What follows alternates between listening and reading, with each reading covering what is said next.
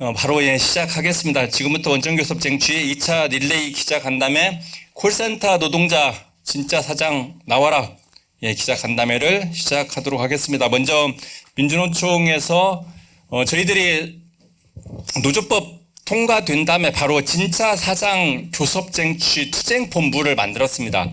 그것에 본부장을 맡고 있고요. 콜센터 또 투쟁을 담당하고 계십니다. 오늘 수석 부위원장이신 이태환 수석님의 모두 발언부터 먼저 듣겠습니다. 반갑습니다. 민주노총 수석 부위원장 이태환입니다. 오늘 이렇게 기자간담회에 참석해 주셔서 대단히 감사하다는 말씀을 먼저 좀 드리겠습니다.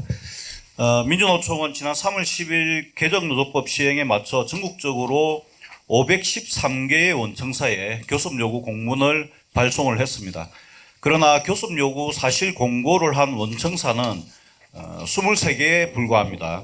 콜센터 또한 5개 업체에 교섭을 요구하였으나 아직 사실 공고를 한 업체는 단 한 곳도 없는 상황입니다. 콜센터 노동자들은 잦은 업체 변경과 AI 도입으로 인한 고용 불안, 저임금과 차별, 폭언과 성희롱, 극심한 실적 압박과 경쟁으로 인해 그들의 삶과 노동은 인간다운 그것과는 매우 거리가 멉니다. 그래서 노동조합을 만들었고 회사와 교섭을 하였지만 하청업체는 권한이 없다, 원청사는 책임이 없다며 교섭은 별 진척이 없었고 따라서 그들의 삶도 전혀 나아지지 않고 있습니다. 콜센터 노동자들의 근로조건을 실질적이고 구체적으로 지배 결정하는 실질 사용자는 원청사입니다. 서비스 수준, 고객 만족도, 인력 운영 등 핵심 운영 기준이 원청사와의 계약을 통해 결정이 됩니다. 상담사 실적평가와 고객 만족 지표 역시 원청사의 사업 목표와 계약 조건에 맞춰 운영이 됩니다. 이렇게 근로조건을 원청사가 좌지우지하는데 그들이 실질 사용자가 아니라면 도대체 누가 실질 사용자입니까? 원청사들은 개정노조법의 취지에 맞게 정당한 교섭 요구에 성실히 응해야 합니다. 정부에도 한 말씀 드리겠습니다. 이재명 대통령은 정부는 가장 모범적인 사용자가 되어야 한다라고 말하였습니다. 그 말에 책임을 져야 합니다. 모범 사용자로서의 역할과 민간 부분의 원청교섭을 선도하고 견인해야 합니다. 그러나 현실은 정부 지자체조차 사용자 지위를 판단받겠다며 교섭을 회피하고 있습니다. 분노하지 않을 수 없습니다. 만약 정부가 이런 행태를 끝까지 시정하지 않는다면 노동자들의 준엄한 심판이 뒤따를 것임을 엄중히 경고합니다. 민주노총은 콜센터 노동자들과 함께 올해를 원청교섭 원년의 해로 만들기 위해 힘차게 투쟁하겠습니다. 고맙습니다. 바로 이어서 간단하게 자료집에 나와 있는 콜센터 원청교섭 관련된 내용 간단히 좀 보고 좀 하겠습니다. 바로 다음 장에 나와 있는 부분 5개 사업장에서 원청 사업자라고 인식하는 곳에 저희들이 교섭을 요구했습니다. 3개 사업장은 교단 분리 신청부터 좀 진행을 했고요. 2곳은 예정입니다. 총 10개 원청을 대상으로 지금 요구를 하고 있다. 그렇게 보시면 될 것 같습니다. 교섭과 함께 저희들의 투쟁도 함께 진행을 하고 있습니다. 오늘 이후에 투쟁을 좀 중심으로 몇 가지 좀 적어놨습니다. 원처사장 나와라 순회 행동들이 있습니다. 현대해상, 하나은행, 주총하는 그런 곳에서 선전전을 좀 진행하는 내용과 4월 15일 날 콜센터 노동자 공동행동의 날 해가지고 지역별로 역시 투쟁을 좀 전개할 것입니다. 4월 15일은 민주노총도 역시 원청 사업장 그리고 진호위를 대상으로 해서 투쟁을 계획하고 있는 날입니다. 또 하나는 노동부를 중심으로 해서 노정협의체 역시 콜센터 노동자를 중심으로 형성이 되어 있다라는 것입니다. 기자님들 잘 아시겠지만 2월 11일 날 노동부를 중심으로 해서 노정협의체를 민주노총과 좀 구성이 됐습니다. 킥오프를 했는데 거기에 보면 노동보호 그 분과에 콜센터 노동자 처우 개선 관련된 내용들이 있습니다. 감정노동보호, 그 다음에 그것에 대한 근로감독을 좀 요청하는 것, 그리고 AI 도입에 따른 고용보장, 그 다음에 노조와 사전에 협의하는 이런 내용들이 주요한 안건으로 될 것 같습니다. 이 정도로 해서 콜센터 원청교섭과 관련된 내용을 좀 보고를 하고요. 바로 현장 이야기를 한번 듣도록 하겠습니다. 총 5분, 6분의 좀 5분의 발언이 좀 준비되어 있고요. 먼저 공공운수노조의 든든한 콜센터 지부 김현주 지부장님의 현장 발언 먼저 듣도록 하겠습니다. 네, 안녕하십니까. 저희 든든한 콜센터 지부의 지부장 김현주라고 합니다. 그러니까 진행을 하면서 추가적으로 저희 지부의 상황을 설명을 드리고 현재 교섭단위 과정 어떻게 진행되고 있는지 그리고 앞으로의 계획은 어떤지 어떤 과제들이 있는지 형태로 말씀을 드리고자 합니다. 지금 제가 그러니까 현황과 과제라고 말씀드린 건 아직도 모든 것이 진행 중입니다. 교섭단위 분리 관련해서든 아니면 사용자성 인정을 받는 과정이건 그래서 그 현황을 일단 기자님분들께 설명을 드리고 그 이후에 저희가 생각했을 때 이런 과제들 어떻게 해결해 나갈 것인지가 다음 투쟁의 계획이 되기 때문에 그것에 대해서 한번 말씀을 드려보고자 합니다. 지금 이게 저희 지부 상황입니다. 근데 이제 보시고 한 개 지부가 왜 이렇게 사람이 많아라고 생각하실 수 있는데요. 저희 사실 조합원 수가 굉장히 좀 저희들한테는 예민한 부분이 있어서 현장에 실제로 근로하고 노동하고 계신 상담사들 전체 인원을 기준으로 지금 보여드리고 있는 상황입니다. 그런데 이제 이게 고용 이중 구조에 대한 현황이 그대로 보이는 거라고 생각해 주시면 되는데 원청인 국민은행의 고객센터 업무만 하시는 분들이 저렇게 소속이 여러 곳인 거고요. 일단 국민카드를 좀 더 설명을 드리고 싶은데 국민카드는 총 11개 용역사가 개역이 되어 있습니다. 콜센터 업무만. 그런데 그 중에 지금 현재 6개 사업장이 저희 노동조합이 설립이 되어 있는 상태입니다. 그러니 실제로 국민카드 고객센터에서 업무하시는 분들은 저거보다 2배 이상이 될 수 있다라고 판단하시면 될 것 같습니다. 그리고 저희 민간 고객센터 외에도 중소벤처기업부, 대전시청 같은 공공기관 고객센터도 함께 포함이 되어 있습니다. 이 사업장 현황을 보여드리면서 이렇게 하나의 원청사에 여러 개의 용역이 계약되어 있는 구조를 좀 더 보여드리고 싶었는데요. 왜 그러냐면 업체 간의 경쟁을 시작으로 같은 업무를 여러 용역을 주고 있다는 게 콜센터의 일반적인 용역의 상황입니다. 그래서 저희가 이제 사실 기자님들도 어떻게 생각하실지 잘 모르겠는데 그냥 원청이랑 교섭하게 되는 법 아니야? 정도로 생각하실 수 있잖아요. 저는 그렇지 않다고 생각합니다. 노조법 2조가 없다면 콜센터는 가장 먼저 이미 해고에 닥쳤고 저 또한 2023년에 벌써 해고를 AI 때문에 통보를 받았던 사람 중에 하나입니다. 그런데 그럼 그때 해고 통지 받고 고용 승계 노동조합이 있어서 됐으니까 지금은 괜찮지 않아? 안 괜찮습니다.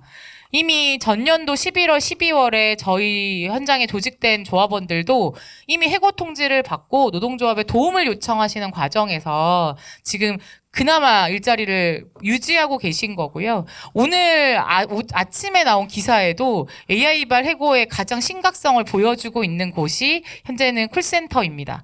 그래서 저희가 가장 문제가 된다고 생각하는 거 그리고 가장 큰 의제라고 생각되는 것이 고용 안정입니다. 그리고 저희가 우리나라는 해고가 쉽지 않잖아 라고 생각하시는 분들이 대부분이지만 하청과의 계약 해지가 결국 해고인데 그걸 그대로 자행하고 있는 것이 현재 금융권 고객센터를 비롯한 다양한 고객센터 원청들이 그런 방식을 진행해 나가고 있다는 것을 꼭 말씀드리고 싶었습니다. 그리고 저희가 이번에 이제 국민은행, 하나은행, 국민카드는 교섭단위 분리를 했습니다. 그러면 이제 기자님들이 왜 교섭단위 분리를 먼저 하셨어요? 이렇게 드실 거잖아요. 국민은행에 언론에 보도된 것만으로 해도 하청이 120개가 넘습니다. 국민카드도 마찬가지, 하나은행도 마찬가지이기 때문에 어디에 어떤 노조가 있어서 계속돼서 그 중단이 될 수 있는 위험이 있기 때문에 일단 저희 콜센터 직군에 대한 분리를 먼저 해달라 이렇게 요청을 해놓은 거고요. 지금 자료에는 저희가 충남진호위에서 하는 것으로 되어 있는데 충남진호위로 이관이 됐다가 지난주 금요일에 다시 서울진호위로 이관이 된 상태입니다. 그래서 제가 그걸 준비하면서 오히려 계약 내용이나 이런 것들을 보았는데 도급 계약을 할 때부터 거기 상담사들의 실적을 어떻게 관리해야 된다라는 세부적 내용이 다 포함되어 있습니다. 그러니 실질적 근로에 관련된, 저희 노동에 관련된 지배를 그 원청과 하청의 계약 내용에서 다 결정이 된다고 보시면 되고요.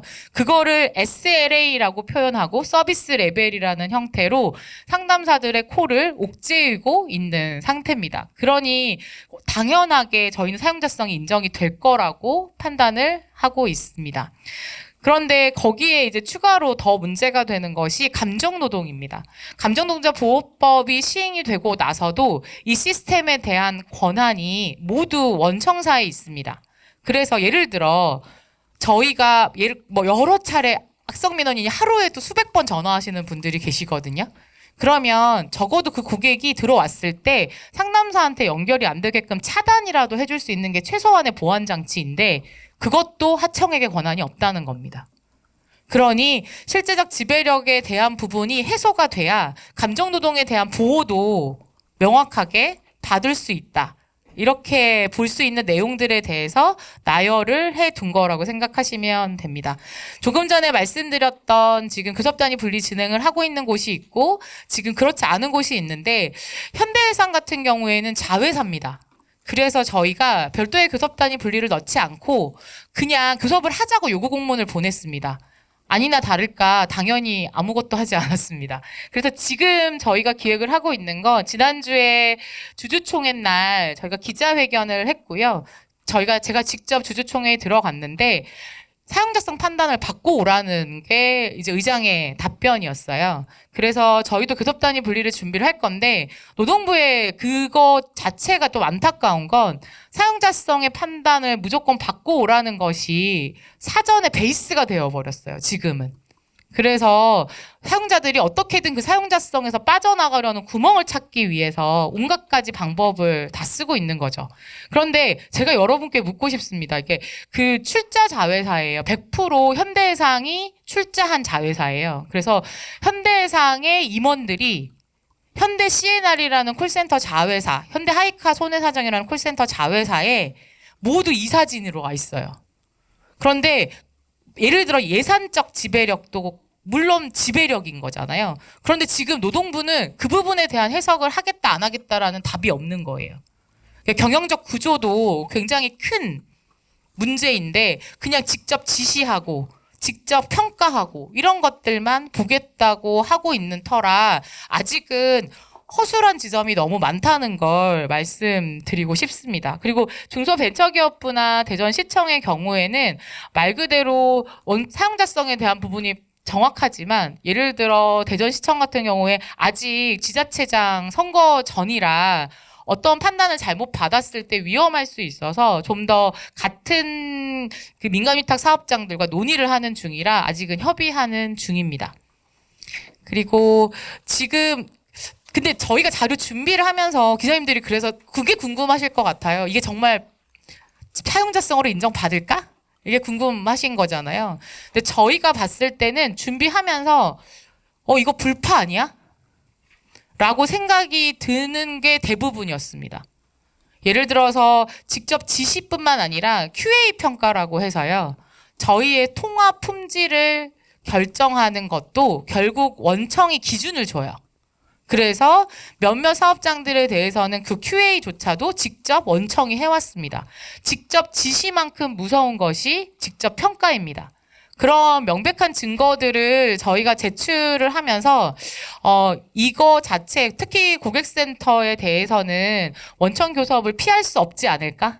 네, 그럴 수 없을 거라는 판단이 더 많았고, 그리고 고용노동부도 이 법을 만들 때 원청 교섭이 안 이루어지게끔 무조건 사용자성 판단을 부정적 판단을 하기 위해서 만든 건 아니잖아요.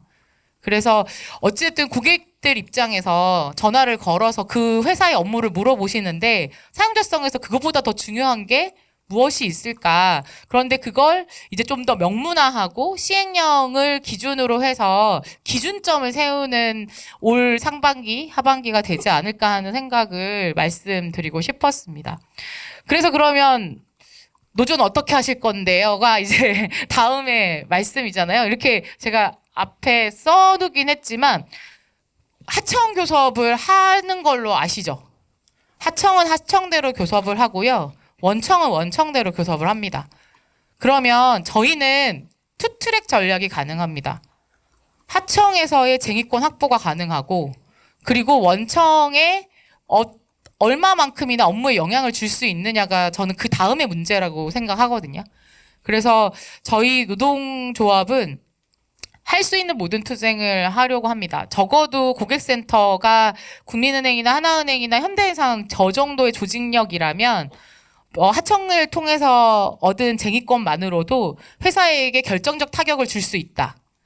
그렇다면 우리는 어떤 형태로라도 투쟁력으로 다음을 이끌어갈 수 있지 않냐.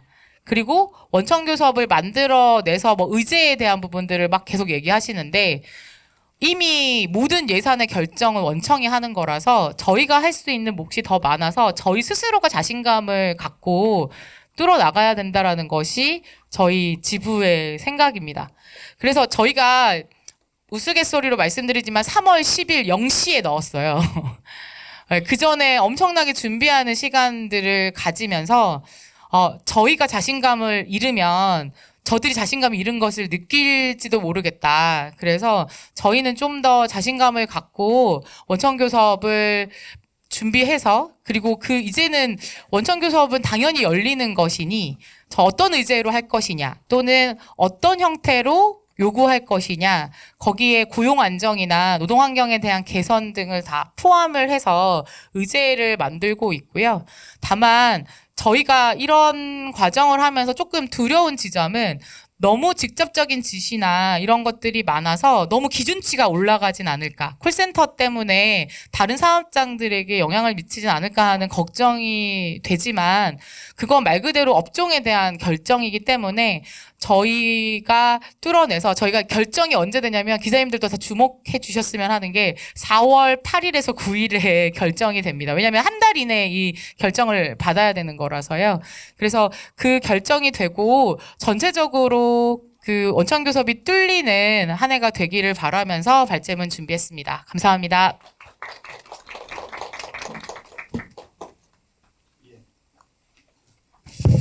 예. 저희들이 이제 예정된 시간이 11시 반까지거든요. 그래서 이제 시간 좀 안배가 좀 필요하고요. 두 번째 발언 바로 이어 듣도록 하겠습니다. 첫 번째는 이제 김현주 지부장님이셨고요. 두 번째는 같은 든든한 콜센터 지부인데 현대해상 CRN 지회고요. 이번에는 김주현 지회장입니다. 예. 예. 현대해상 CNR 지회. 이름 오타 아닙니다. 예, 김주현 지회장님의 발언 듣도록 하겠습니다. 네, 안녕하십니까. 든든한 콜센터 지부 부지부장이고 현대 CNR 지회장 맡고 있는 김주현이라고 합니다. 저희는 앞서 말씀하신 지부장님의 소속에 있는 지회 중에 현대해상 관련된 내용만 좀 현장 이야기를 좀 해보려고 하는데요. 현대해상은 100% 출자인 자회사 2곳, 현대 CNR과 현대 하이카 손해사정 2곳으로 콜센터를 운영을 하고 있습니다. 두 개의 자회사 임원을 아까 앞서 말씀하신 것처럼 현대해상 출신으로 선임을 해서 절대적인 지배 구조를 지금 가지고 있는 것으로 보이고요.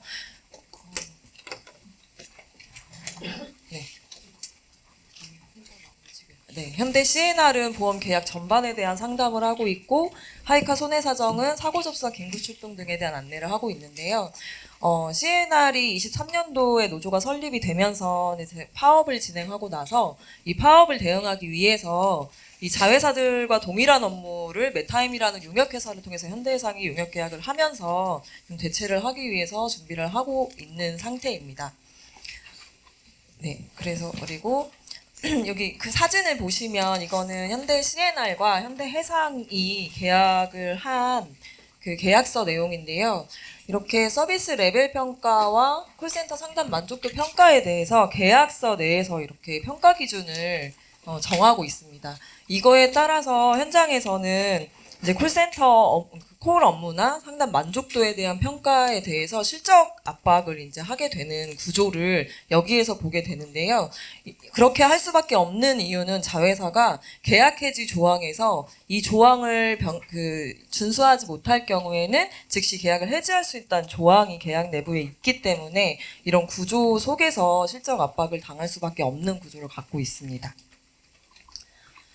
네, 그래서 저희 현장에서는 AI에 대한 역시 이제 고용 불안이 가장 이제 이슈가 되고 있는데 저희 CNR의 CS 모니터링하는 부서에서는 이게 저희는 집단 해고를 감행하기가 어렵기 때문에 약간 우회적인 방법으로 인원 감축하는 방법으로 파트 전환을 시킵니다. 업무 전환을 시켜서 실제로 25년도와 26년도에 총 21명을 파트 전환을 인바운드인 전혀 다른 업무로 파트 전환을 시키면서 실제 12명이 퇴사를 했고요. 9명이 현재 근무 중에 있고요. 그리고 사이카 콜센터에서는 여기가 365, 24시간 운영되는 콜센터인데 야간팀에 있는 대전센터 야간팀 부서를 없애기 위해서 주간팀이나 주말팀으로 강제 전환을 시키려다가 그는 노조의 이제 이의 제기에 막혀서 이건 실행되지 못했지만 그런 방식으로 이제 근무 체계 자체를 완전히 강제 변경하거나 파트 전환시키는 방법을 우회적으로 인원 감축을 하고 있다. 이렇게 보시면 되고 자회사 내부에서 콜센터 상담사만 20여 년 넘게 성과급을 지급하지 않은 것으로 사실은 노조가 설립이 되어 있는 콜센터이기 때문에 그게 가장 큰 이제 차별 이슈가 있고요. 그 외에 자회사 내부에서 상담사라서 복지제도 예를 들면 자녀학자금이라든지 자녀 수당 이런 부분들은 상담사이기 때문에 동일한 자회사 직원이지만 복지제도에서 적용할 수 없다라는 이런 이유 없는 기준을 두고 있습니다.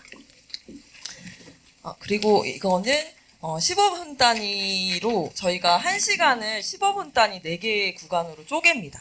이 전산으로 현대해상 콜센터는 그 실적 관리를 하고 있는데 사진에 보시면은 그 구간마다 숫자가 보이실 거예요.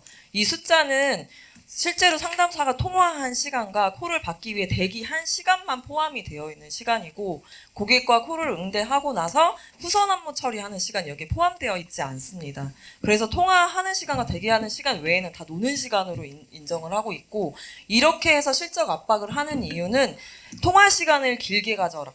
그럼 콜을 많이 받아라. 이렇게 하는 것은 앞서 보여드린 계약 내용의 서비스 레벨이 정해져 있기 때문에 이런 전산 구조로 전체 두 개 자회사 센터를 이제 실적 압박을 실시간으로 하고 있고요. 이게 만약에 평균으로 하루에 70%가 안 된다. 그러면 팀장한테 바로 메신저가 옵니다.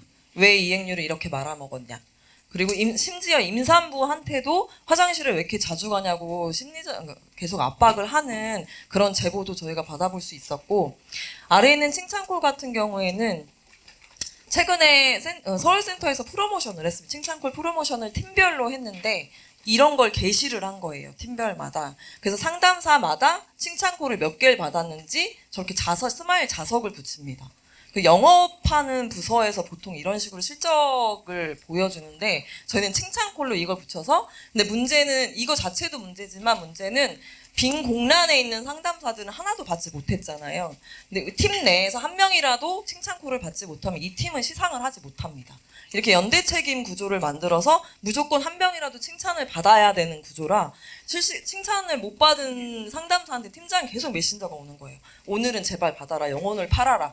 이런 메신저가 계속 오는 걸로 해서 이거는 20년 넘게 다닌 상담사들이 퇴사하고 싶다고 저희한테 울면서 제보를 했던 그런 것들이 있어서 이 역시 이런 식으로 비인간적인 실적 압박을 하는 구조 역시 아까 계약서 내용에서 보셨던 상담 만족도에 대한 기준이 평가 기준을 계약에서 정해져 있기 때문에 그렇습니다. 그리고 휴가 제한은 사실 저희는 평가일수 제도라는 거를 운영하고 있는데 이 평가일수가 한 달에 70% 이상 영업일 기준으로 70% 이상 근무를 해야 월 실적 평가를 받을 수 있습니다. 이 아래에 보시는 것처럼 이 달은 26년 1월인데요. 14일 동안 근무 일수를 하지 않으면 평가를 받지 못하기 때문에 저 달은 만약에 휴가를 제가 어쩔 수 없이 병가나 휴가를 써서 만약에 14일 이하로 근무를 하게 되면 기본급하고 10대만 받아가는 겁니다. 13일 근무를 했어도. 그런 방식으로 휴가를 제한을 하는 거예요. 이걸 휴가 신청하고 같이 공지를 합니다. 그리고 이것과 함께 가장 문제되는 저희 내부적인 평가제 중에 팀장 임의 평가라는 게 있는데요. 뭐 객관적인 수치나 데이터로 평가를 하는 것이 아니라 팀장이 그냥 임의로 줄 수 있는 주관적인 기준으로 그냥 내가 더 예뻐하면 더 줄 수 있고 휴가를 덜 쓰면 더 점수를 많이 줄 수 있고 이런 임의 평가를 운영하고 있기 때문에 이런 걸로 인해서 계속적인 휴가 제한을 하게 된다. 보시면 되고 업무 교육은 어떤 콜센터나 마찬가지겠지만 저희 보험 업무가 좀 많이 복잡하고 다양하다 보니까 수시로 변경되거나 추가되거나 개정되는 업무량이 굉장히 많은데요. 이거를 대면 교육을 거의 하지 못하고 있고 지금 현재 운영은 한 달에 1시간 30분씩 쪼개서 거의 공지 내용을 그대로 읽어주는 방식으로만 진행을 하고 있고요. 왜 저희가 업무 교육이 너무 필요하다. 상담사가 상담을 할 때 정확하게 업무를 인지하고 상담을 해야 업무 오류가 없는데 왜 교육을 안 하냐라고 했더니 현재 휴가 서비스 레벨을 안정적으로 유지하기 위해서는 더 이상의 교육 시간을 부여할 수 없다라고 회사가 답변을 하고 있습니다.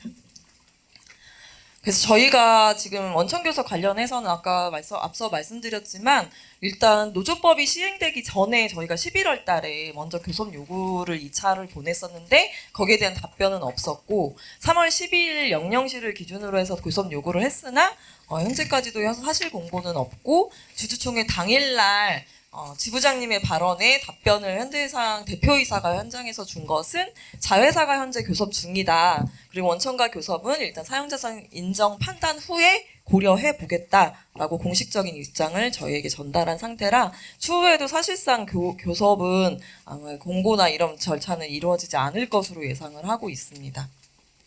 그래서 이번 주 안에 저희가 교섭단위 분리 신청을 접수하려고 예정을 하고 있고요. 그거와 병행해서 교섭 촉구 투쟁은 계속돼서 전개를 할 예정입니다. 그래서 저희가 내부적으로 지금 앞서 말씀드린 여러 가지 실적 압박과 내부적인 구조에 따라서 요구되는 것들은 감정노동 보호 조치에 대해서 안전한 근무 환경을 보장을 요구하고 고용 불안을 해소하고 실적 압박과 휴가 제한 제도를 개선하면서 업무 교육과 복지제도에 대한 차별을 없애는 것을 원청이 진짜 지배적인 구조 안에서 좀 풀어내야 되는 교섭 의제로 저희는 채택하고 있습니다. 네, 이상입니다. 예, 고맙습니다. 예, 바로 이어서 서비스 노조 모두의 콜센터 남미경 지부장님인데 PT 하실 건가요? 두 분이 안쪽으로 당기시고 그쪽에서 좀 해주십시오. 좀 빠르게 좀 부탁드립니다. 예, 안녕하세요. 저희 서비스 일반 노동조합의 모두의 콜센터 지부장 남미경입니다. 저희도 이제 사업장이 총 4개가 있어서 좀 간략하게 좀 설명드리면서 안내를 해드리겠습니다. 먼저 저희는 이게 핵심이라고 생각합니다. 원청이 모든 걸 다 평가 시스템, 강도, 업무 내용까지 다 실질적으로 사용자이고 그리고 직접 고용이나 보호주식 의무가 더 강하기 때문에 특히 국세청과 청장님, 한국장학재단 이사장, SH공사 사장이 교섭에 나와서 모범 사용자로 모범을 보이는 것이 핵심이고 사실 공공기관이 열리지 않으면 저희도 민간기업의 롯데홈쇼핑이 있습니다. 그리고 원청과의 교섭이 아예 어려운 구조입니다. 소통 창구까지 없기 때문에 오히려 업무 관련된 이야기도 전혀 이야기를 할 수가 없는 구조적인 문제가 있습니다. 저희는 3월 10일 날 모두 공공기관은 3개의 SH공사, 국세청, 한국장학재단 교섭을 요구를 진행을 했습니다.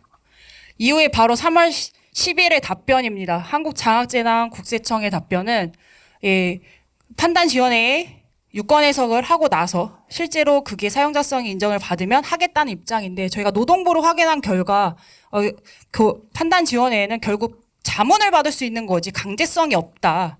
오히려 저한테 그냥 행동적으로 하셔야 되지 않겠냐라는 입장도 전달한 것도 있습니다.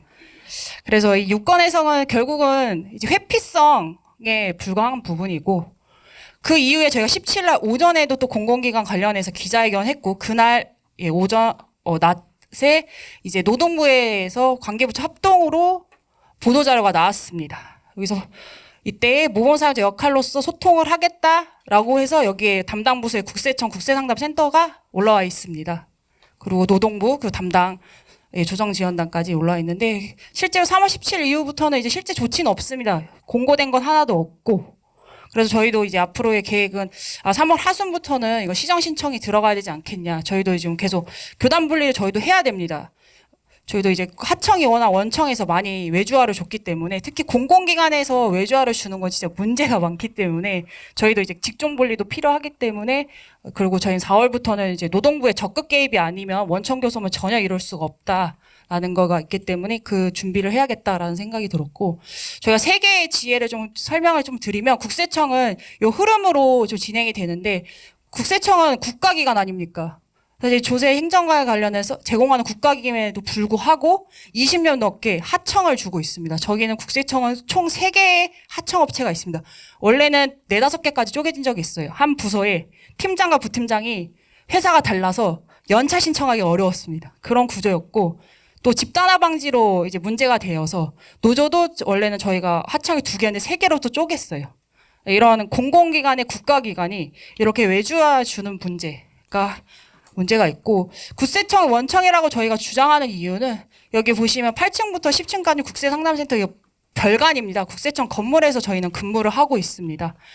그 제안서에는 사업 추진에 대한 방안이 있습니다. 이 관련해서 생산성 목표, 인력 운영, 교육 관련 관리 이런 내용들이 다 제안서에 되어 있고 특히 홈택스 시스템이라고 해서 인터넷에 검색해 보시면 저희는 그 홈페이지에 대한 세금 신고와 세금 납부 이 관련된 뭐 전자세금 발급 이런 부분을 설명 안내를 하는데요. 이런 지원 체계도 원청에서 진행을 해야 되는 거고 그리고 저희는 이제 건물을 또 쓰고 있고 상담사들이 사용하는 PC, 책상, 의자 모두가 다 원청 자산입니다.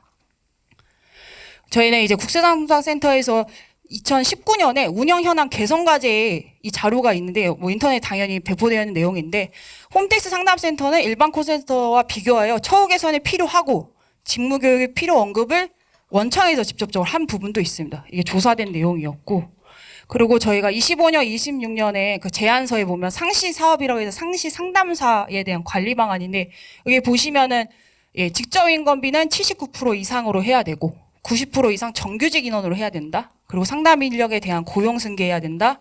그리고 일일 근무 상한표, 출석부, 출근 상한부 이런 걸 매월 용역비에 청구를 해야 된다라고 명시가 되어 있습니다. 저희가 3자 협의회라고 해서 저희가 지금 8차를 진행하고 있는데 3개 하청업체와 노동조와 국세 상담센터가 같이 모여서 이제 3자 협의를 계속하고 다음 달 4월에도 진행을 하는데요. 저희 업무 관련된 여기서 해결되는 문제들이 많습니다.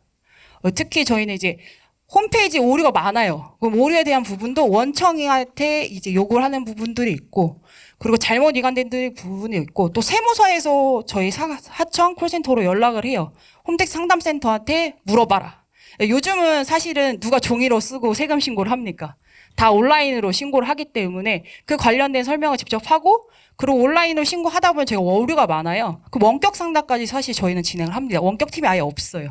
오히려 세무서나 또 저희가 126번 전화하면은 거기는 세법 상담사의 이제 실제로 원청의 직원들은 저희한테 넘깁니다. 이쪽으로 상담을 받으시라고. 자기네들은 세법적인 밖에 상담을 못한다.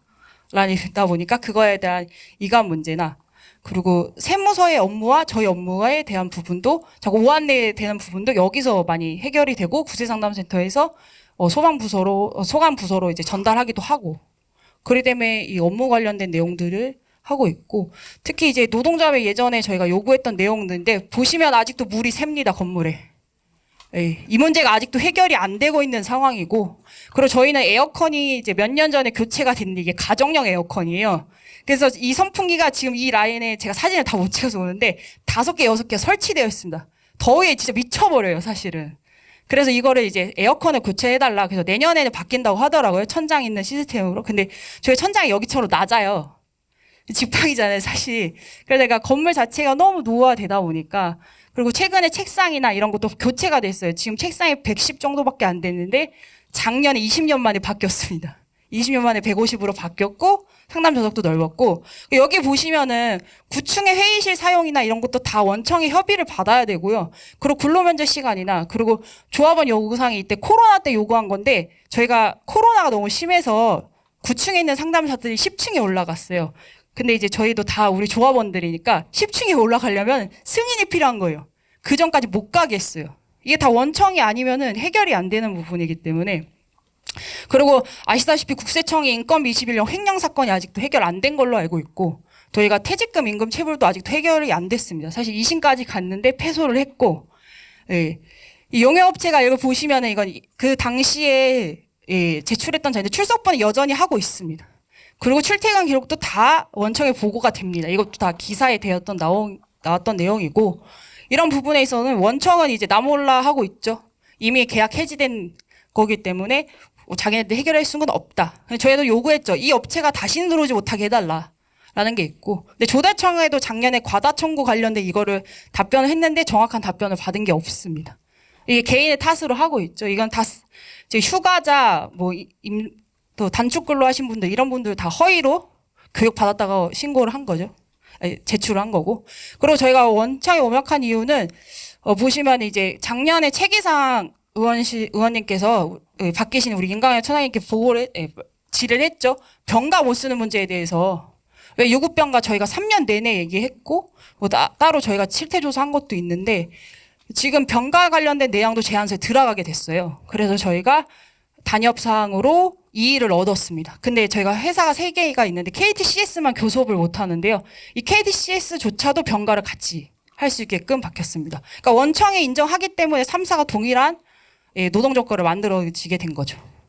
그래서 저희는 이제 25년 단체협약과 근로계약서를 보면은 홈택스 입사의 기준을 연차 부여한다고 명확하게 되어 있고 그리고 장기 근속 휴가나 이런 부분도 부여할 수 있다고 단체협약에 되어 있고 또 제 근로계약서이긴 하지만 근로계약서에도 도급 해지 시 근로계약 해지로 되어 있고 그리고 추가 사항으로는 퇴직금 정산이나 최초 입사에도 다 국세청 홈택스로 되어 있습니다. 이게 명확한 증거라고 생각이 듭니다. 그래서 국세청은 이 부분에 대해서 지금 계속 저희가 주장하는 내용이고요. 그리고 AI 관련해서도 저희가 세금비서 서비스를 하고 있는데 AI 이거 세금비서 들어오면서 저희 교육을 한두 번 하고는 거의 듣지 못했고 지금 전화로 저희가 AI를 5월 달 종합소득세 신고할 때만 도입이 되어 있는데 이 방안에 대해서도 저희가 계속 얘기하고 있어요. 지금 인원이 사실은 저희가 10명이 줄었어요. 연도별로 이제 조금씩 줄어들었고 원래 167명의 TO인데 올해 갑자기 165명을 바뀌었고 근데 사업비는 똑같고 저희는 업무 강도를 계속 늘어나고 있는데 AI가 도입하니까 저희는 올해가 마지막 지금 도급사의 계약 기간입니다. 내년에 사실은 저희가 어떻게 인원이 감축될지 모르는 상황이고 그러니까 인원 감축한 만큼 사업비가 올랐다고 원청은 말을 하고 있고 이런 답답한 노름이긴 한데 어쨌든 AI 도입되면서 이런 교육이나 이런 내용에 대해서 전혀 원청이 이야기하지 않는 부분에 대해서 저희도 이제 요구를 하려고 하고 있습니다. 저희 또 하나의 장학재단인데 한국장학재단을 보시면은 인원이 다 명시되고 이건 모든 제안서가 다 똑같습니다. 저희 공공기관 콜센터는. 그래서 한국장학재단도 말 그대로 지금 서울 권역, 대구, 광주, 그다음에 서울의 권역이 2개가 더 있고 그래서 딱 인원수나 단가까지 사업 예산까지 다 명칭이 되어 있고 보면은 사업 예산도 정부 심의 판정 결과에 따라 변경될 수 있게끔 되어 있고 제안 요청에 따라서 연장 운영 시간 조정이 가능하다고 명시가 되어 있습니다. 그래서 25년 입찰 제안서에 보면은 저희는 이제 확약서가 있어요. 확약서에 보시면 위탁과 수탁사에 소통사고 있어야 된다. 근데 지금 안 하고 있습니다, 사실. 노사협의회도 이자 간담회 정도는 하고 있는데 이 확약서의 내용을 보면은 이걸 지키지 않으면 계약 해지할 수 있게끔 되어 있습니다. 모든 공공기관이면 다 확약서를 많이들 이제 제안서에 넣으려고 하고 있고 저희도 원래 국세청은 없었는데 장학재단 이야기가 하면서 들어가게 되었고요. 그리고 똑같습니다. 직장인건비 80% 이상, 평균 단가는 244만 9천 원으로 해야 된다. 이 지금 1월 달에까지 원청이 기재를 합니다. 그래서 이거에 맞춰서 임금이 책정이 되고 매일 실시하는 SL 평가 아까 민간이랑 똑같은데 이 평가를 통해서 산생협력지원금을 지급을 합니다. 이 비용도 마찬가지로 원청이 지급하는 거고 총액에 대한 사업비 결정권은 다 재단이 갖고 있습니다. 근데 지급 비율은 하청과 이제 하청 업체와 할 수밖에 없는 구조다 보니까 저희도 이런 지급액을 철저하게 통제하고 있다라는 거고 21년도에 정말 처음이자 마지막 3자 협의를 했었던 내용이고 여기에 보면 처우 개선 내용도 이야기를 했었고 그리고 특히 상담원 간격 그다음 책상 이런 부분도 다 제안서에 들어가 있고 이것도 저희가 3자 협의를 통해서 그 제안서 내용이 바뀐 내용입니다. 예, 그래서 단가나 시설, 절대평가, 성과금, 생활시금을 해달라. 업체 선정 시 이렇게 해야 되달라 이런 것까지 다 3자협에 요구를 했었고 재단이 이렇게 의견을 냈던 자료입니다. 그리고 SH공사는 어차피 발제를 하시기 때문에 좀 간단하게 설명을 드리고 내용이 따로 여기도 똑같습니다. 인원수, 평가, 그 다음에 내용들이 있고, 특히 여기서 보면 입찰 제안서 내용에 보면은 시스템을 다 원청, 저희가 세 개가 다, 네 개가 다 원청 시스템을 사용을 하고 있기 때문에 그거에 대한 내용을 서울주택도시공사 콜센터 시스템의 상담 내역을 기록한다라고 되어 있어. 요 내용까지 다 정해져 있고 보고를 해야 되는 부분도 있고, 그리고 교육 필요하다고 생각하면 원청이 그 계약 상대자에 대해 뭐 친절 및 교육을 요청할 수 있고, 또 감사를 파악해서 도급비 삭감할 수 있다. 이건 다 이제 원청이 핵심으로 좀 갖고 있는 부분이고, 그 시스템도 다 이렇게 보고하게끔 되어 있습니다. 그리고 여기서 이제 SH는 사실은 교섭이 원청과의 3자 협의를 진행을 하지만 지금 공공기관 중에 제일 높아요, 임금이. 이것도 그동안에 노조에서 파업을 정말 오랜 기간 했고, 여기는 원래 서울시에서 전환을 하기로 했는데 직접 고용 안 한 케이스라서 6년을 넘게 투쟁을 하고, 상담소의 직거임금비도 다른 기관보다 훨씬 높습니다. 이건 뭐 퇴직금도 포함이 되는데 평균 280 정도? 이것도 작년에 투쟁을 열심히 한 성과예요. 근데 여전히 직접임금 비율은 다른 데보다 낮습니다. 65%밖에 안 되는 상황이고, 그리고 아예 명시가 되어 있어요. 월 평균 통상임금은 서울형 생활형 임금 이상으로 줘라라고 표시가 되어 있고, 이거는 이제 직접 고용 관련된 저희 서울시에 질의했던 내용들, 이런 부분을 저희가 공문 참고하시면 될 것 같고, 그리고 여전히 이제 저희도 3자 협의하면서 업무 관련된 내용들을 계속 진행하고 있고, 노사전 협의체도 5차까지 진행하고 있지만 직접 고용이 지금 잘 이루어지지 않은 상황이긴 합니다.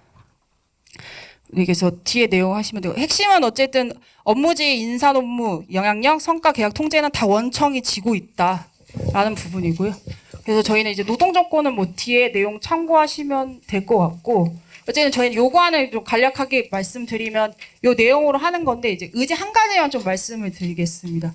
저희는 이제 감정노동 보호 조치가 핵심이긴 한데, 뭐 뒤에 의제도 가장 중요한데, 특히 민원에 대한 부분은 여전히 원스트라이크 제도가 없다.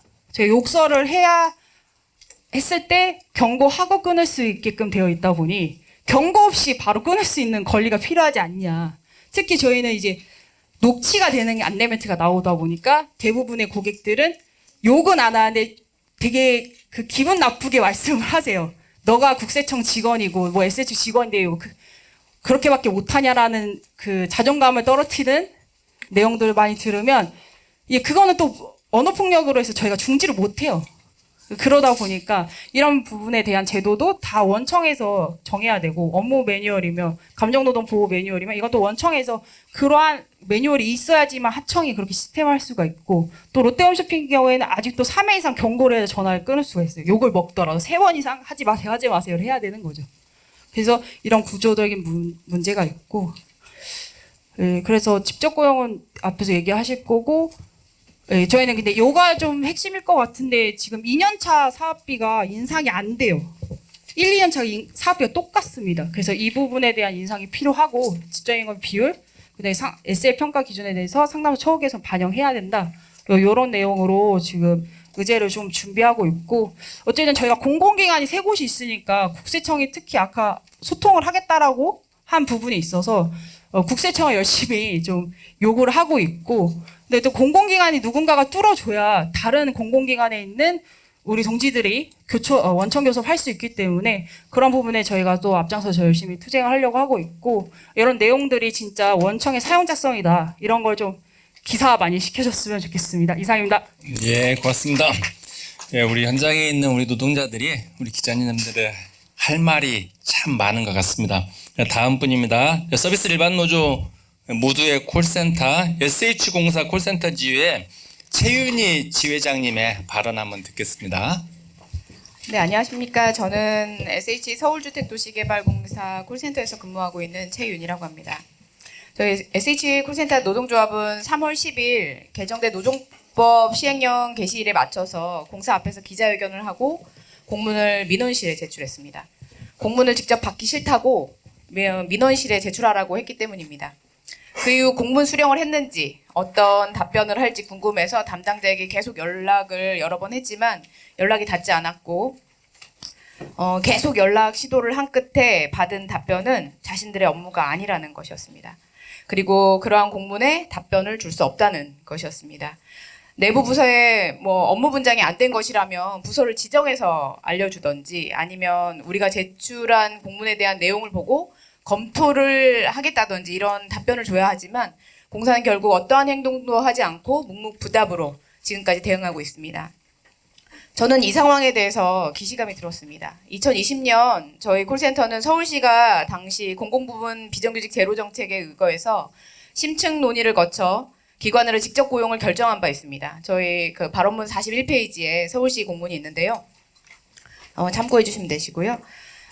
그러나 그 공문을 받고도 공사는 이런저런 핑계로 계속 일정을 미루더니 결국에 22년 3월에서야 1차 노사전 협의회가 개최되었습니다.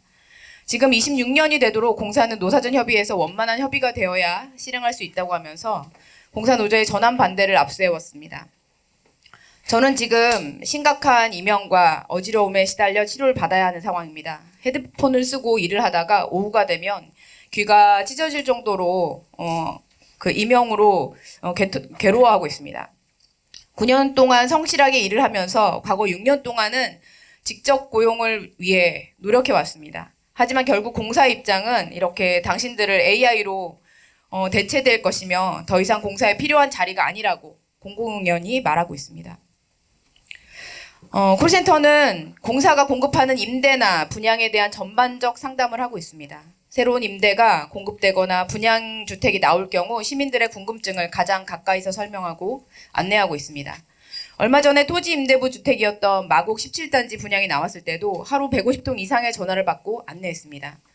중간중간 고객의 불편한 이야기도 들으면서 우리가 잘못한 것도 아닌 일들에 대해 사과하기도 합니다. 공사는 업무에 대한 지시를 콜센터에 직접 수시로 합니다. 2007년부터 콜센터가 생기면서 지금 오래되신 분은 2008년에 입사해서 지금까지 근무하고 계신 분도 있습니다. 서울시는 상시 지속적으로 일하는 콜센터를 직접 고용 대상으로 판단했고 그렇게 결정했습니다. 하지만 여전히 2년마다 입찰을 계속 진행하고 있습니다. 2020년 직접 고용을 결정하고 나서는 직접 고용 이슈로 한동안 채용을 금지했습니다. 그때는 전화가 너무 많았고 상담사가 많이 퇴사해서 이제 그 상담사가 적었습니다. 그때 저는 오랜 시간 앉아서 일하는 바람에 허리 통증으로 병원을 다녔던 기억이 납니다. 당시 입찰을 하지 않아 몇 년 동안은 입찰 도급비가 거의 고정이었고 23년부터는 새로운 입찰을 진행하면서 도급비가 올라야 됐지만 오히려 줄었습니다. 저임금의 고강도 노동, 자금 민원에도 콜센터 노동자는 사직서를 써야 했습니다. 직접 고용으로 투쟁했지만 실제적으로는 임금으로도 많이 싸웠습니다. 24년도에는 임금 2만 원을 올려달라고 파업을 했습니다. 그때 감사하게도 정혜경 의원이 파업 현장에 와서 공사 임원진을 만나서 이야기해 주셨습니다. 그래서 25년도에 콜센터 입찰에 공사는 큰맘 먹고 도급비를 인상한 겁니다. 이로 인해 확실히 이직률은 많이 떨어졌습니다. 또한 장기 근속자를 위한 리프레시 휴가도 받게 되었습니다.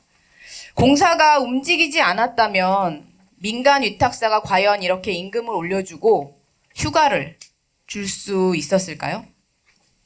임금 협상 때 위탁사는 늘 같은 말을 합니다. 아마 여기 참여하시고 계신 콜센터 노동자들도 같은 말을 들었을 겁니다. 도급비가 인상되지 않아 임금을 올려줄 수 없다. 원청이 우리에게 업무할 장소를 제공하고 업무할 시간을 정하고 임금의 범위를 정했습니다. 왜 공사는 우리가 사용자가 아니라고 하는 걸까요?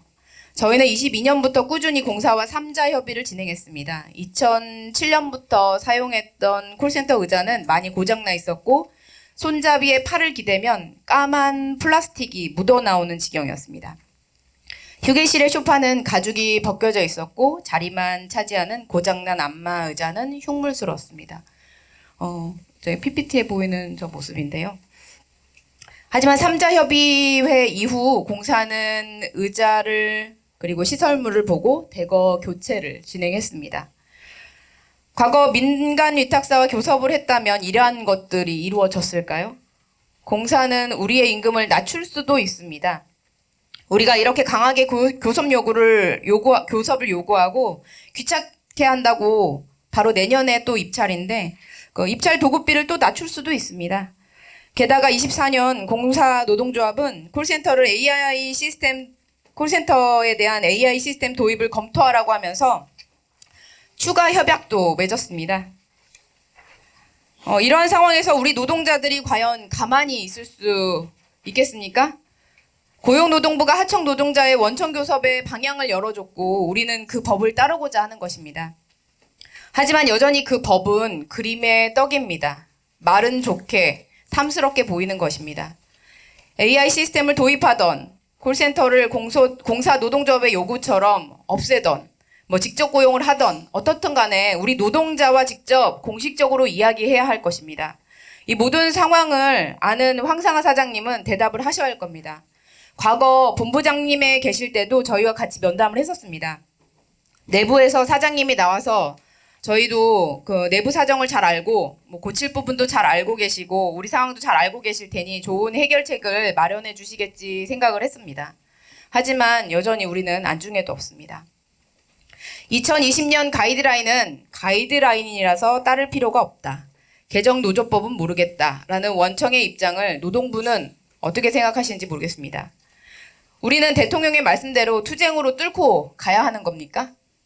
노동부가 적극적으로 개입하지 않으면 갈등의 불씨만 커질 것입니다. 그리고 우리는 그 불씨에 타들어가서 소멸될 수도 있습니다.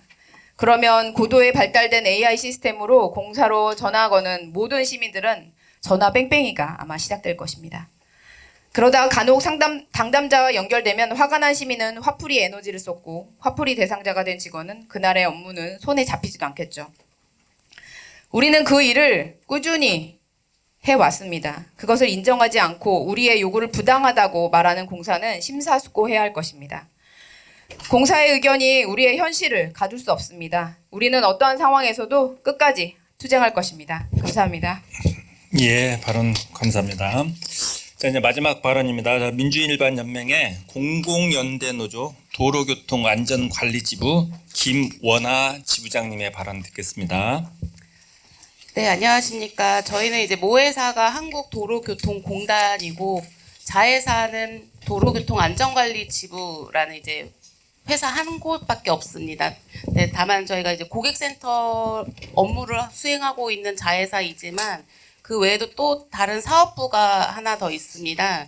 저희가 운전면허 시험에 대해서 취득을 위해서 시험장에 응시생들을 위해 안전 유도를 하는 분들이 또 저희 자회사 소속의 직원들이고요. 그래서 저희는 이제 앞서 말씀하신 다른 콜센터 지부와는 좀 다르게 콜센터와 안전유도원 이렇게 같은 한 회사로 자회사가 이제 분리가 됐습니다. 그래서 때는 이제 2019년도 이제 비정규직 철폐로 인한 이제 정규직 전환이 되는 과정에서 이제 각각의 용역 업체가 자회사로 전환이 되었고 그 중에 이제 미화와 경비 시설직은 한국도로교통공단 직고용으로 그 다음에 콜센터와 안전유도원들은 자회사로 전환된 좀 특이한 케이스입니다. 공단 중에서도 직고용과 자회사를 두 가지를 병합해서 만든 게 도로교통공단이고 그런 패착이 지금까지의 직고용, 저임금 받는 직고용 문제도 맞지만 자회사에 대한 문제도 지금도 굉장히 많은 사례들이 발생되고 있습니다. 그 사례들은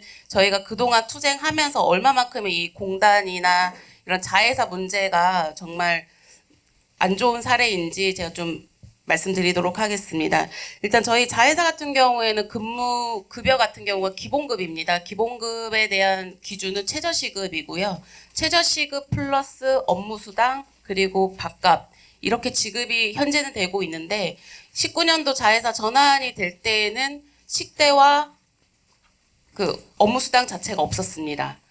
그러면서 이제 저희가 이제 20년도 노조를 좀 설립을 하고 나서 투쟁의 결과로 식대가 신설이 되었고, 그 다음에 유도사업부 같은 경우 없던 업무수당도 신설이 되면서 좀 이제 기본급, 업무수당, 식대 이렇게 이제 지급이 되고 있는데, 그 과정에서 교섭을 하다 보면, 자회사와의 교섭을 하다 보면 항상 모든 이야기는 예산이고 그 예산을 지고 있는 원청에서 승인하지 않으면 수당도 인상이 안 되고, 근속수당도 지금 저희가 없는 상태거든요. 그래서 근속수당 신설도 어렵고 그리고 교통비 지급도 당연히 안 되고 기본급도 최저시급에서만 인상될 때만 기본급이 인상되지 시중동인 단가 적용도 안 되고 모든 원인과 모든 키를 쥐고 있는 건 원청이다라는 게 지금까지 모든 대표들이 하는 말들입니다. 저희가 자회사 대표 같은 경우에는 원청 임원이 퇴직을 하면 자회사 대표로 이제 오게 되거든요. 근데 이 자회사 대표들이 왜 그런 행동을 보이냐고 좀 저희가 보니까 자회사 대표도 월급을 받는 사장이다 보니까 경영평가금을 1년에 한 번씩 받아요. 근데 그 경영평가금의 구간이 A, B, C, D 이렇게 나눠져 있는데 거의 B에 해당이 되면 2,400만 원의 경영성과금을 받게 되는데 이 경영성과금을 받기 위해서는 자회사 대표는 고객센터 같은 경우는 응대를 높여야 되고 응대율을 높이려면 당연히 상담원들의 건강권은 신경 쓸 수가 없습니다. 왜냐하면 근무할 수 있는 8시간 중에 최소 점심시간 9시간 중 1시간 빼고 8시간 중에 1시간 제 7시간은 업무 전화 상담하는 업무에만 집중을 해야 돼요. 그러면 그 말인즉슨 상담을 하고 기록을 남기고 상담을 하고 기록을 남기고 뭐 화장실 가는 거 당연히 업무에 해당이 안 됩니다. 그건 휴식에 들어가는 거고 뭐 저희가 또 상담을 하다 보면 업무에 이제 저장을 위해서 후처리라는 이제 작업이 있는데 그것 또한 업무가 아닙니다. 이것도 휴식의 개념으로 보기 때문에 7시간은 내리 상담을 받아야 된다는 그런 말밖에 없어요. 그렇게 해야만 자기 대표의 이제 경영평가금에 반영이 되고 그 반영이 되는 부분들이 자기의 이제 연봉을 챙겨갈 수 있는 구조이다 보니까 이렇게 고객센터 관련된 뭐 열악한 환경은 개선될 수가 없었던 상황인 것 같습니다. 그래서 일단 저희가 이제 2023년도 이제 교섭을 좀 통해서 그 최저시급이 인상이 된 부분이 이제 인상 금액이 반영이 안 됐었어요. 그래서 23년도에는 저희가 6개월간 임금 체불이라는 좀 이런 사건도 있었고 결국에는 임금 체불에 대해서 자회사에서 해결할 수 있는 부분은 없었습니다. 왜냐하면 원청에서 이 임금 체불에 대한 예산을 확보해주지 않으면 직원들의 이런 임금을 맞춰줄 수 없다라는 게 자회사의 입장이었고 결과적으로는 저희가 이제 진호위 판정을 받아서 임금 체불이 확정이 되니까 그때서야 이제 임금 체불에 대한 소급분을 지금 지급받는 그런 사례들도 있었습니다. 결과적으로는 모든 예산을 통제하고 지배하는 거는 원청이고요. 지금 현재 대표는 교섭하는 자리에서도 그런 얘기를 합니다. 우리가 그냥 말이 그냥 자회사지 그냥 도로교통공단의 한 부서라고 생각하면 됩니다. 라고까지 공식석상에서까지 얘기하는 이 자회사가 무슨 의미가 있겠습니까? 결과적으로 모든 자회사 직원들의 복지와 임금, 근무 환경 개선은 원청이 키를 쥐고 있다라는 거를 우회해서 말하는 거고요. 그거에 대해서 인정을 하지 않는 거는 원청밖에 없습니다. 모든 업무 지시는 원청에서 내려올 수밖에 없는 구조이고 만약에 자회사 대표가 원청의 의견과 좀 불일치한 뭐 의견을 낸다 하면 바로 그 다음 예산으로 보복을 하고 그런 사례들이 23년도 임금 체불에 연관되어 있다고 저희는 확인을 했고요. 그래서 자회사뿐만 아니라 모든 하청업체들이 왜 원청과의 교섭이 중요한지는 저희 도로교통공단 같은 사례들을 좀 보시면 가장 명확하지 않을까 싶습니다. 그래서 저는 이제 좀 그 이후의 내용들을 이제 좀 자료집에 있기 때문에 그다음 앞으로 이후 계획에 대해서 좀 말씀하고 마무리하도록 하겠습니다. 일단 모든 자회사 노동자들의 임금, 근무 환경, 복지는 예산을 통제하고 지배하는 진짜 사장인 한국도로교통공단이 이 원청교섭에 나서야 될 것이고요. 저희는 이제 그동안 2년 동안 투쟁하면서 얼마만큼 원청교섭이 절실한지를 느꼈기 때문에 특히 뭐 공공기관에서 아직까지는 선례적으로 모범이 되고자 하는 공단은 없는 것 같아요. 다만 이번 기회를 통해서 도로교통공단이 모범적인 사례가 될 수 있도록 저희가 그동안 2년 동안 해왔던 투쟁을 다시 한번 하는 각오로 열심히 하겠습니다. 감사합니다. 네, 아유, 고맙습니다. 네, 5분의 노동자들의 콜센터 노동자들의 이야기를 한번 들어봤습니다. 저희 기자님들이 이제 질의응답 시간을 좀 갖도록 하겠습니다. 예, 매노 우리 기자님. 네, 참여와 혁신 김원세봄이라고 합니다. 그 든든한 콜센터 지부에 질문 드리고 싶은 내용이 있는데요.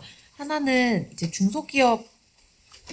중소벤처기업부하고 이제 대전시청 같은 경우에는 공무직이 아닌 민간위탁 또는 자회사 소속이신 건가요? 민간위탁. 아, 민간. 그 다른 하나는 그 이제 교섭단위 분리 신청을 하셨다고 했는데 이게 이제 충남진흥위에 신청했다가 서울청으로 넘어가셨다고 했잖아요. 이게 서울지방고용노동청 얘기가 맞는 거죠? 그럼 혹시 이관된 이유가 어떤 건가요? 그래서 그 이관 처음에 저희가 접수를 할 때도 서울지방노동위원회로 접수를 했어요. 그런데 중간에 그 저희 노동자들의 배분표가 저희가 이제 용역회사 하나로 들어가는 게 아니니까 저희 지부 안에 있는 구성원들이 대전으로 몰려 있다는 이유로 충남진호위로 내려왔었는데 지난주 금요일에 다시 원청사의 본사 기준으로 다시 서울청으로 서울지방노동위원회로 이관됐다라고 전달을 받은 상황인데 명확한 사유에 대해서는 아직 이게 초창기라 기준점이 명확하지 않다는 것밖에는 전달받을 게 없습니다. 그러면 지금은 서울진호위에서 하는 건가요? 아니면 서울지방노동청에서 하는 건가요? 저희가 일단 일반적인 심판 사건은 지방노동위원회 심판과에서 진행을 하기 때문에 저희는 서울지방노동청이 아니라 서울지방노동위원회의 심판과에서 진행하는 것으로 알고 있습니다.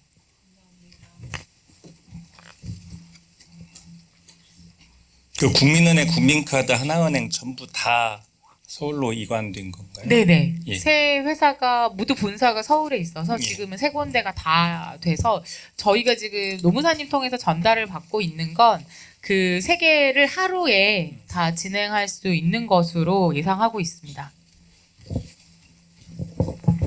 아직 기일은 안 잡혔고요. 예상되는 날짜는 8일 또는 9일. 9일입니다. 예, 예. 예, 또 다른 질문 있으면 해주시기 바랍니다.